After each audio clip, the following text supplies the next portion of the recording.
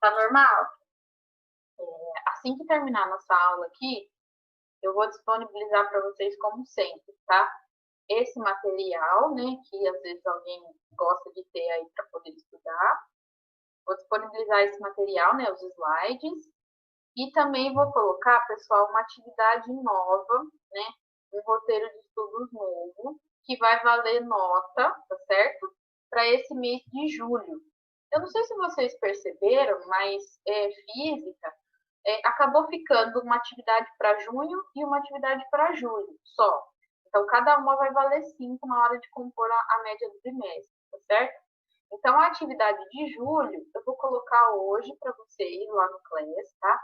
Não sei a hora. Provavelmente eu vou colocar depois do almoço, né? Porque terminando a aula de vocês, eu tenho ainda aula com o terceiro. Então, provavelmente eu coloco depois do almoço. Então, esse roteiro de estudos novo que eu vou pôr para vocês, a data de entrega dele vai até o dia 21 de julho, certo? Não terça que vem, na próxima. Então, vocês têm 2 semanas para fazer, certo? Aí, no final da apresentação, eu explico o que vocês vão fazer nesse roteiro de estudos, tá? Como que ele vai funcionar, as atividades em si. Eu explico mais lá no final, mas só adiantando para vocês, então, que hoje tem atividade nova, valendo nota, que eu vou colocar mais tarde no plano, tá? Então, vamos começar. Para começar, pessoal, eu vou retomar algumas coisinhas para vocês, tá? Primeira coisa que nós estamos estudando um campo da física que se chama termodinâmica. E a termodinâmica, ela tem como objetivo estudar as transformações de energia, né? De calor, trabalho, tudo isso que a gente já discutiu nas aulas anteriores, né? As diferentes formas de energia e as suas transformações. E aqui, pessoal, tem alguns conceitos para a gente retomar. Pessoal, eu não sei se isso aqui é familiar para vocês ou não, mas vocês vão perceber durante a apresentação que alguns materiais que estão aqui, eles são lá do Centro de Mídias, né, do CMSP. Eu até coloquei aqui embaixo essa referência, tá? Porque, gente, eu gostaria de reforçar que vocês assistissem a aula de física do Centro de Mídias, pois é uma aula que está, assim, muito, como eu posso dizer, ela está muito linear, está muito tá concordando bastante com o que a gente está vendo aqui, tá? Então, eu recomendo que vocês assistam às aulas de física, que é todas as quartas-feiras, né? É uma aula só na quarta-feira. E a aula lá, ela segue bem o raciocínio que a gente está seguindo aqui também. Então, alguns materiais eu peguei lá do Centro de Mídias, né, que eles disponibilizam para a gente, e vou só reforçar o que o professor lá já falou também, tá? Não sei se alguém aqui assistiu a aula da semana passada.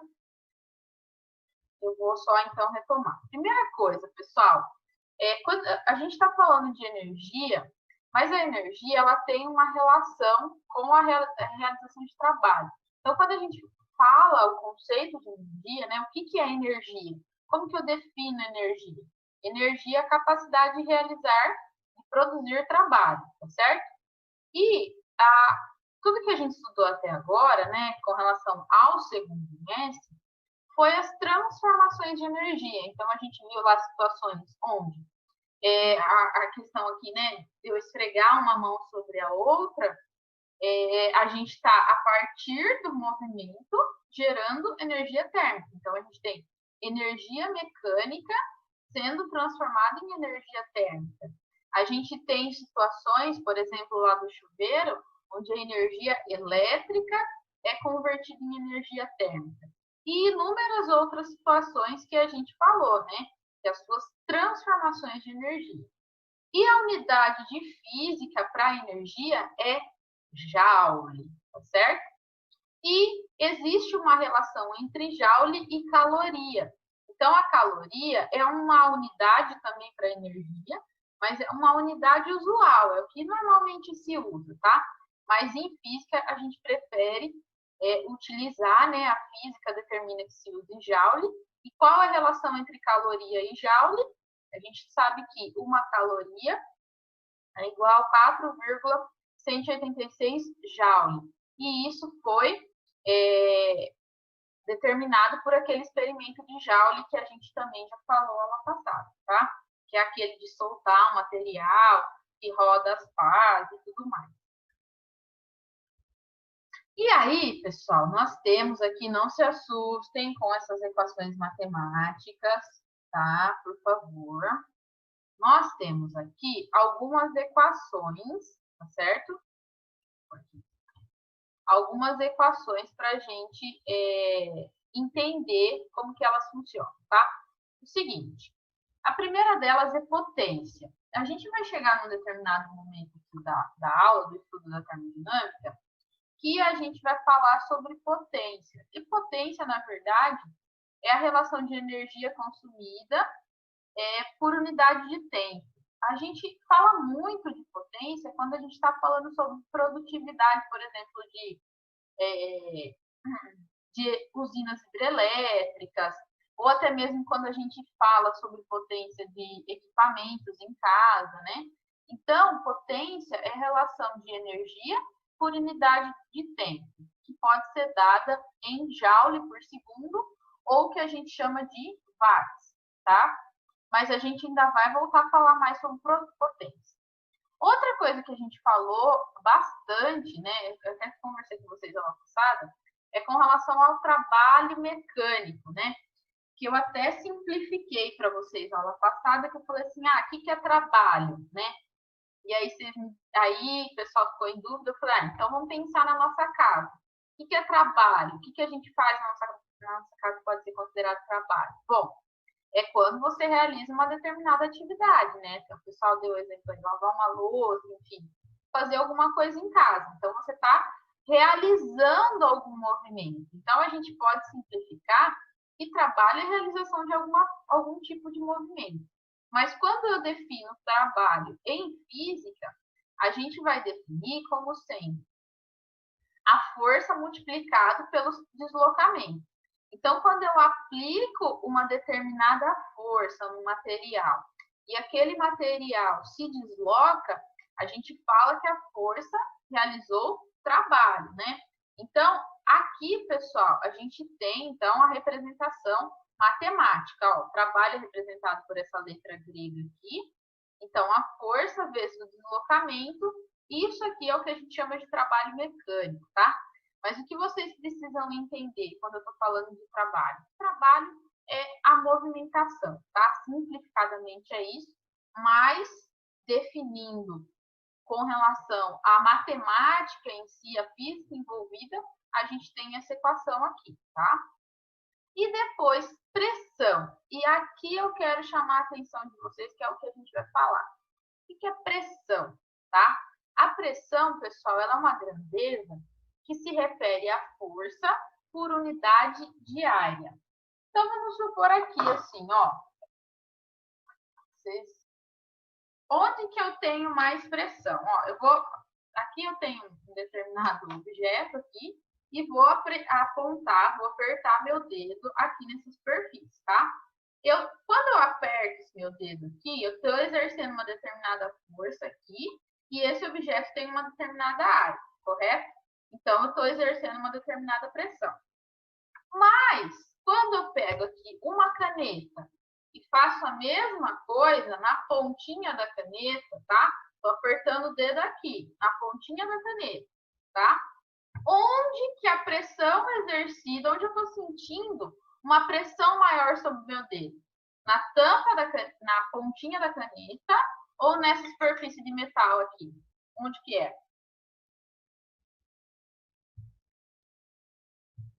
Pessoal, onde eu sinto uma força exercida maior? Na ponta aqui da caneta ou nessa superfície de metal? Na ponta da caneta, professora? Por quê? Qual é a diferença entre a superfície de metal e a ponta da caneta? O formato e o material. Ou seja, ó, olha a área que eu tenho aqui, olha a área que eu tenho aqui, tá? Então, aqui, pessoal, eu tenho uma área muito menor, eu estou exercendo a mesma força, que é o do meu dedo aqui, do meu corpo, tá? a minha força, ela é a mesma. O que eu estou mudando? A área. Então, quanto menor a área, maior vai ser a pressão, tá certo? Então, pressão, ela é definida como uma força aplicada numa determinada área, tá certo? Então, quando eu tenho... Mas tá certo, Sora? É na ponta da caneta? A pressão maior, sim, porque a área é menor. Tá certo? Sim, Entendi.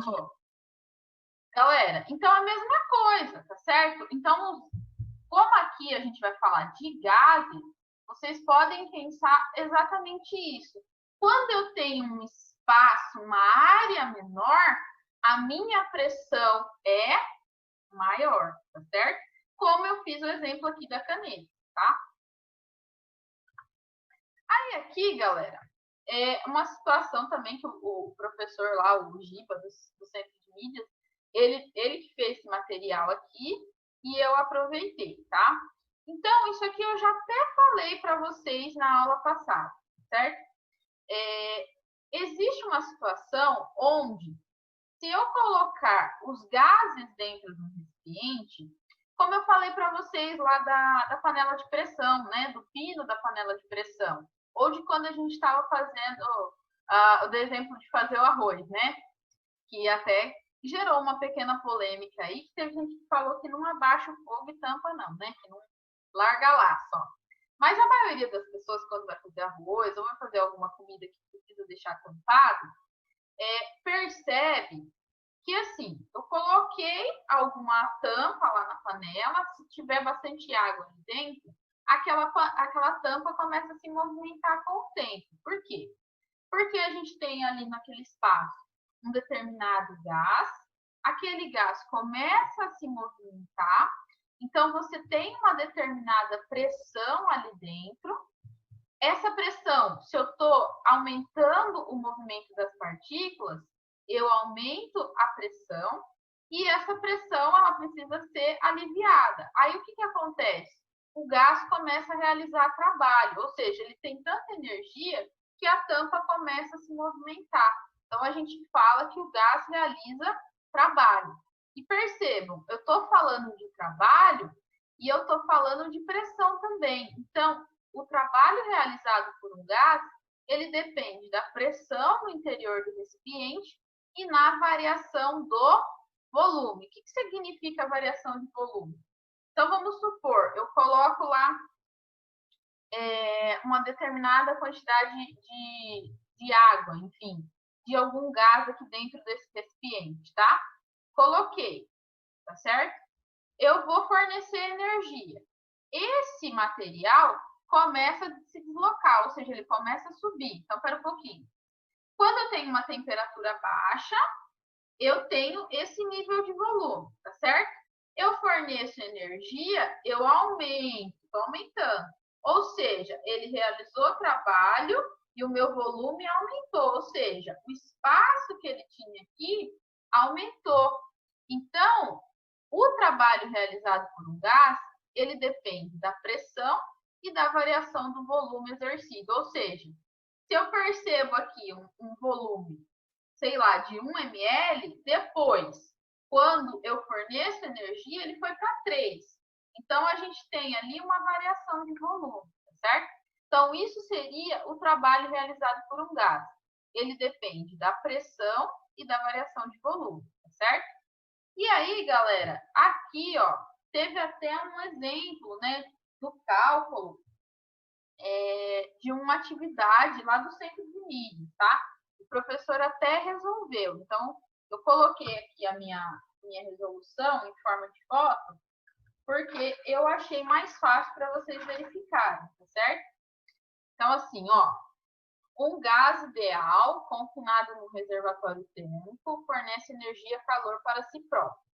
O seu volume inicial é de 1 metro cúbico, então esse é o volume, tá?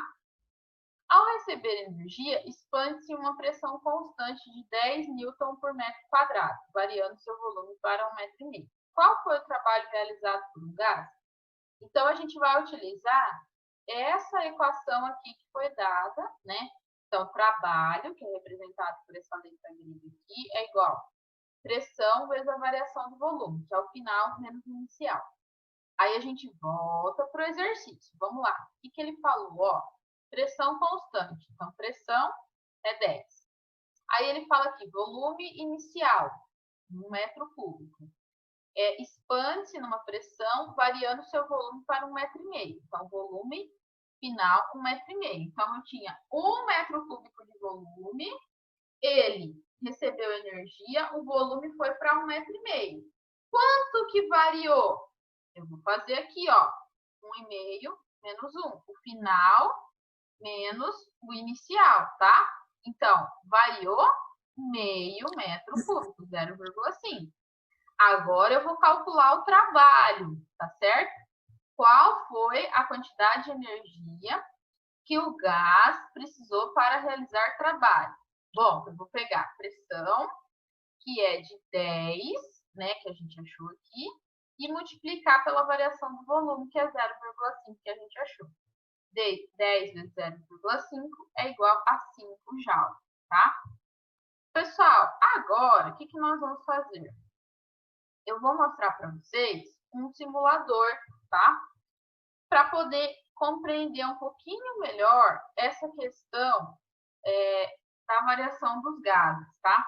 Porque, assim, a termodinâmica, ela estuda principalmente essas transformações de energia quando a gente está falando de gases, tá certo? E aí, pessoal, a gente, às vezes, os gases ficam um pouco, assim, difícil de nós entendermos, né?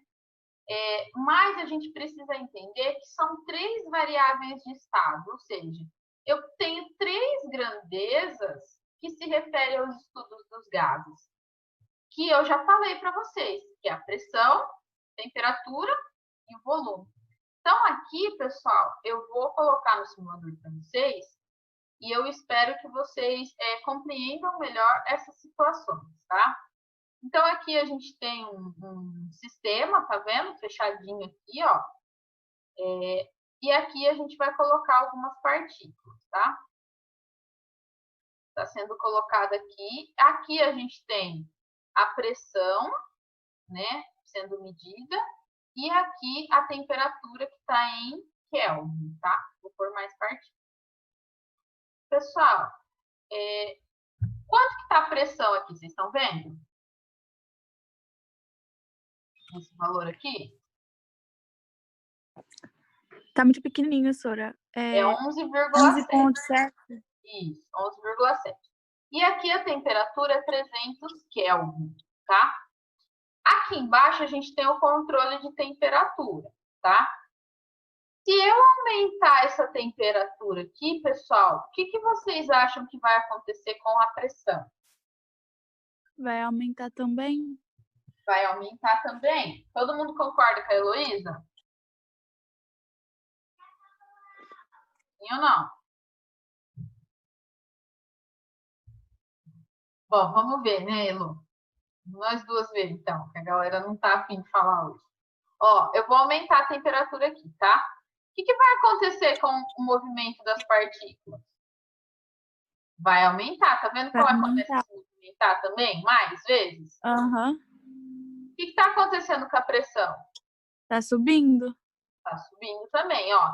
Então, eu aumentei a temperatura, foi para 1911 Kelvin, e a minha pressão foi para 74 atmosferas, tá? Então, é o seguinte, pessoal, quando a gente tem um determinado material onde a gente fornece energia, se esse material estiver num espaço confinado, esse gás, né, num espaço fechado aqui, eu estou fornecendo energia, essas partículas começam a se movimentar muito mais. Então, se elas têm mais energia, elas se chocam mais e começa a aumentar a pressão. Então, quando a gente tem aumento da temperatura, o que acontece com a pressão? Ela aumenta também, tá? Então, inclusive, eu gostaria que vocês anotassem isso no caderno, tá certo? Quando a gente tem aumento de pressão, a gente também tem, quando a gente tem aumento de temperatura, a gente tem aumento de pressão, tá?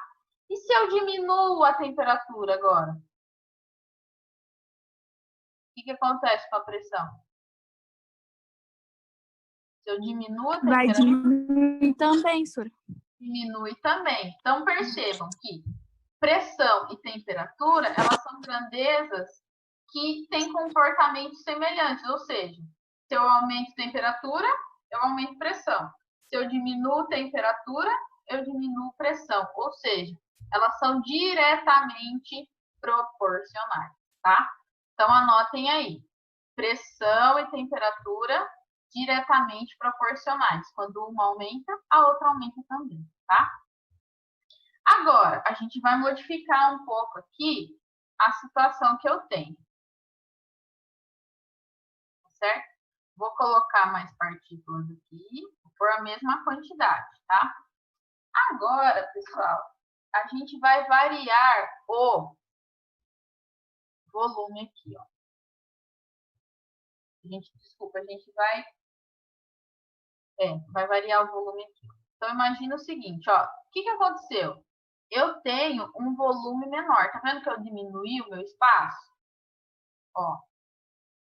Eu tenho aqui 100 partículas com 13 atm de pressão, com essa pressão. Se eu diminuo o meu espaço, o que aconteceu com a pressão? Agora foi para 23. O que aconteceu com a pressão?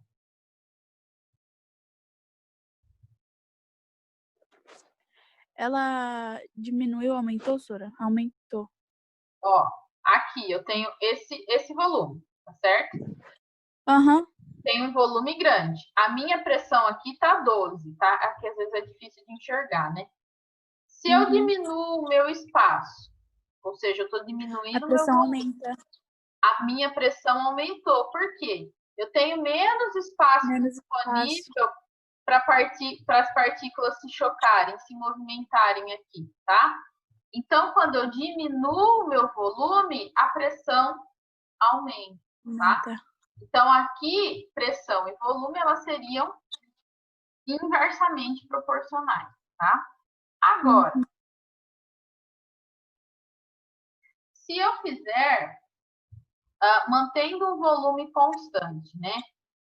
Eu aumento a temperatura, pressão aumenta também, certo? Mas e se eu deixar a pressão constante agora? A pressão vai variar, ó, a pressão ela vai ficar constante, eu não vou modificar mais ela, tá? Mas eu vou aumentar a temperatura. Olha só o que está acontecendo com o volume. Tá Ele está aumentando, tá? Então, quando eu aumento a temperatura, o volume também vai aumentar, tá certo? Então, pessoal, essas são as considerações a respeito do comportamento dos gases, tá? Então, quando a gente tem uma dessas grandezas variando, a gente pode falar que os gases, eles vão ter uma modificação das variáveis de estado.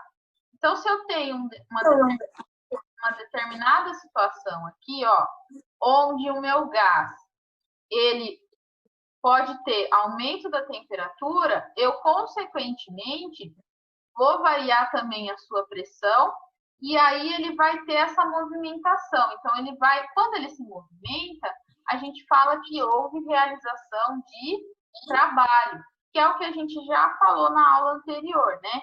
Então, os gases, eles podem realizar trabalho. Aqui, pessoal, foi o que a gente falou com relação ao simulador, né?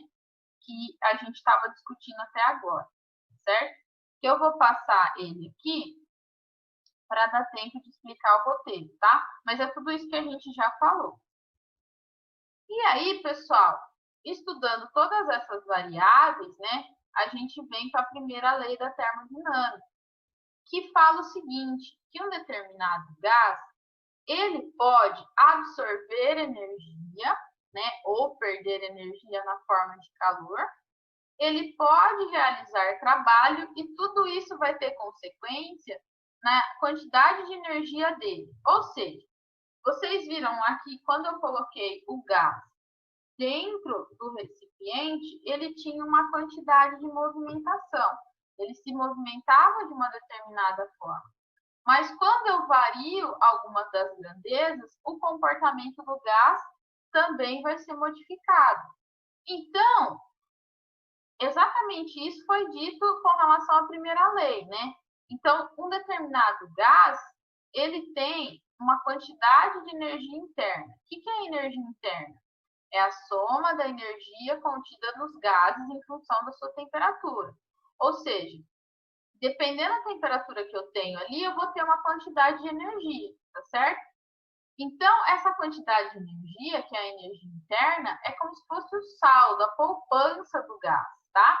Então, eu tenho ali uma poupança.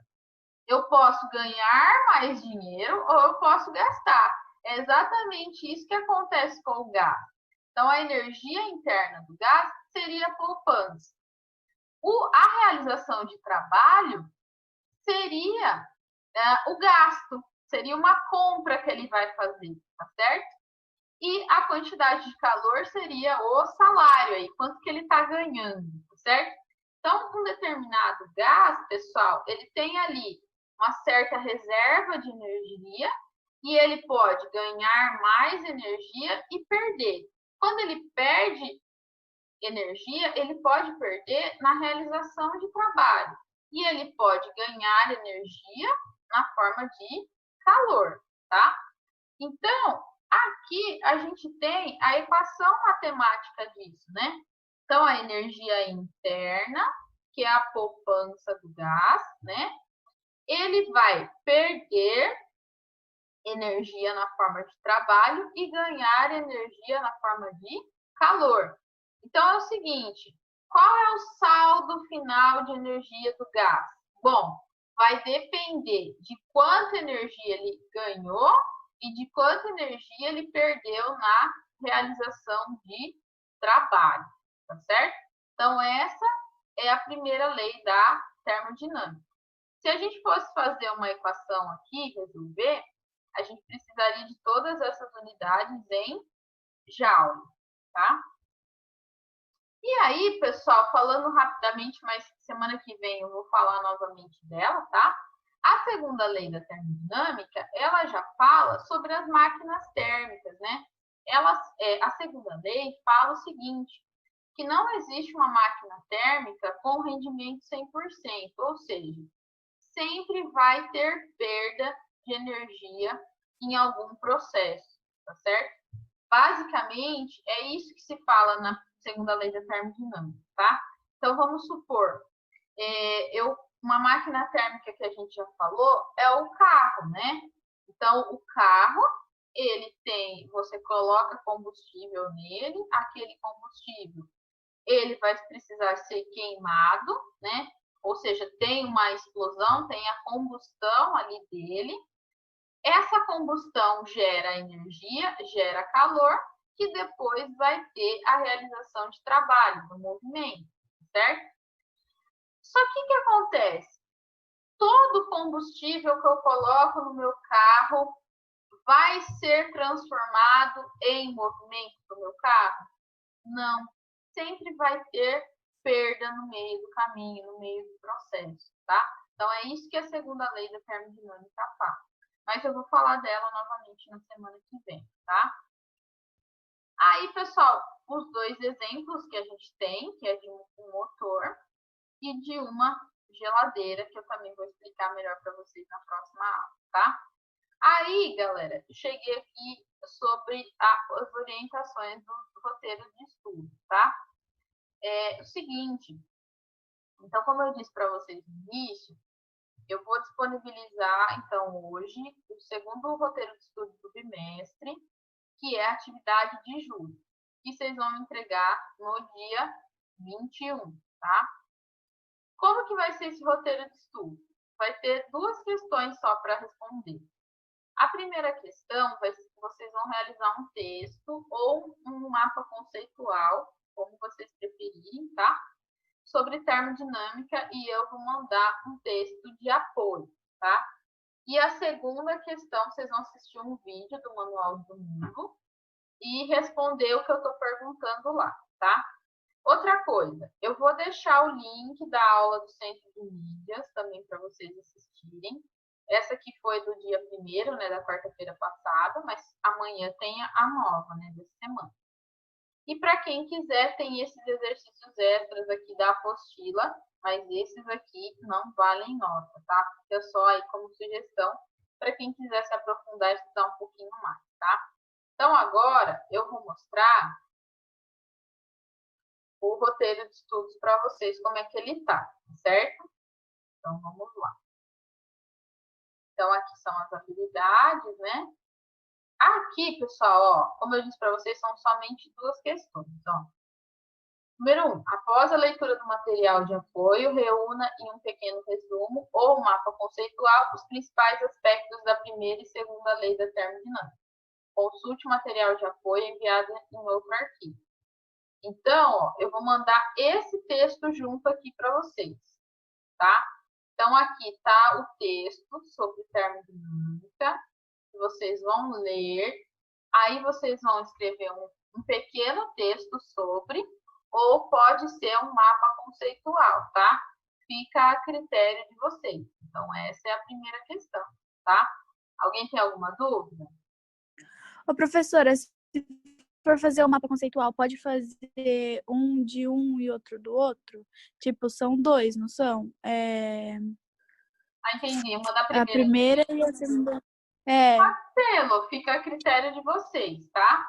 Mas eu acredito que você, a hora que você lê o texto, você vai entender como que elas se relacionam, você vai acabar fazendo em um. Mas, se você quiser fazer 2 ali, fica a critério de vocês. É assim, a avaliação aqui vai ser o fato de eu perceber que vocês, de fato, leram o texto, que compreenderam a ideia e produziram ali o material de vocês, tá?